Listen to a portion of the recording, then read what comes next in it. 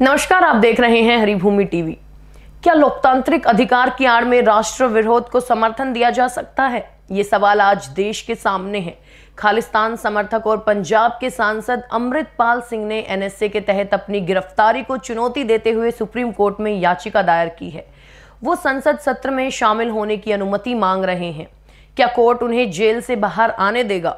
इस संवेदनशील मामले के हर पहलू और एससी के सामने खड़ी कानूनी दुविधा को हम विस्तार से बताएंगे, तो बने रहिए वीडियो के अंत तक।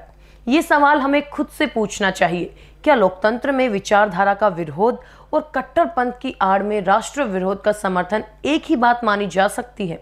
और अगर कोई सांसद बनने के बाद भी देश विरोधी नैरेटिव और उग्रवाद के शक के घेरे में हो, तो क्या संसद भवन उसकी सुरक्षा ढाल बन जाए? सुप्रीम कोर्ट में आज खालिस्तान समर्थक और पंजाब के सांसद अमृतपाल सिंह की याचिका पर सुनवाई होनी है। अमृतपाल इस समय असम की डिब्रूगढ़ जेल में बंद है और उसने राष्ट्रीय सुरक्षा कानून के तहत की गई अपनी गिरफ्तारी को चुनौती दी है। इसके साथ ही उसने संसद सत्र में शामिल होने के लिए कोर्ट से अनुमति मांगी है। अमृतपाल सिंह को पिछले 2-3 वर्षों में एक अचानक उभरे कट्टरपंथी चेहरे के रूप में देखा गया। उसने वारिस पंजाब दे संगठन को अपने नेतृत्व में लिया, जिसका नाम दिवंगत दीप सिंधु से जुड़ा था। अमृतपाल ने अपने भाषणों में खुले तौर पर अलगाववादी विचारों को बढ़ावा दिया, खालिस्तान नैरेटिव को रिवाइवल टोन दी और सोशल मीडिया पर काफी आक्रामक प्रचार चलाया।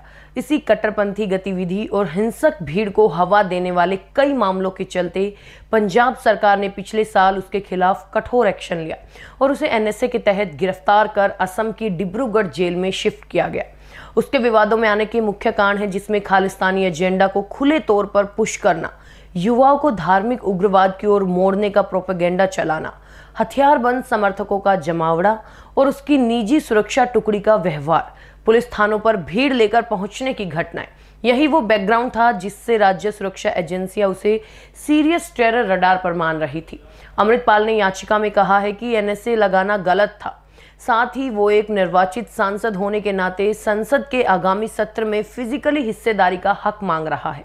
सुप्रीम कोर्ट का फैसला सिर्फ उस पर ही नहीं बल्कि उस गैप लाइन पर भी रोशनी डालेगा जहां लोकतांत्रिक अधिकार बनाम राष्ट्रीय सुरक्षा दोनों आमने सामने खड़े हो जाते हैं। देश इस फैसले को सिर्फ एक केस की तरह नहीं देख रहा, ये उन सीमाओं को भी परिभाषित करेगा कि मत का अधिकार और राष्ट्र के खिलाफ नैरेटिव की लाइन कितनी पतली है और कहां से शुरू होता है उसका दुरुपयोग। क्या अमृतपाल को संसद में शामिल होने की अनुमति मिलनी चाहिए? आप इस पूरे मामले पर क्या सोचते हैं? अपनी राय हमें कमेंट बॉक्स में जरूर बताएं।